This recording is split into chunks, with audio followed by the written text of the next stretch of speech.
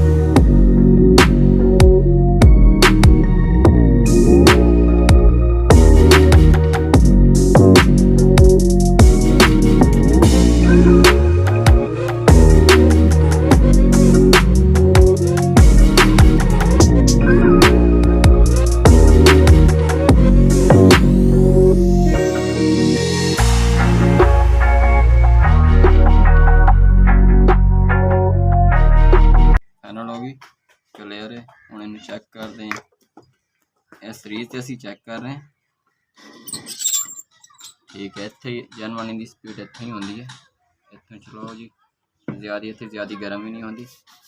ये क्लियर है। इनू ये चेक करना है कि इस सीरीज से जिस टाइम इन्हें यह देखो इशारे पर नज़र रखनी है। यह देखो चिमकिया इशारा, जिस टाइम अगर चिमकिया साढ़े कनैक्शन अंदरों फिट ने, अगर विचों तारां भी नहीं रलियां हुई। ये क्लियर है। हुण असीं डायरैक्ट ही चेक करते हैं। ठीक है जी, क्लियर है बिल्कुल। जेह्ड़े साडे चैनल ते नवें ने चैनल सब्सक्राइब कर दो। इंशाअल्लाह तुहानूं नवीं वीडियो मिलेगी।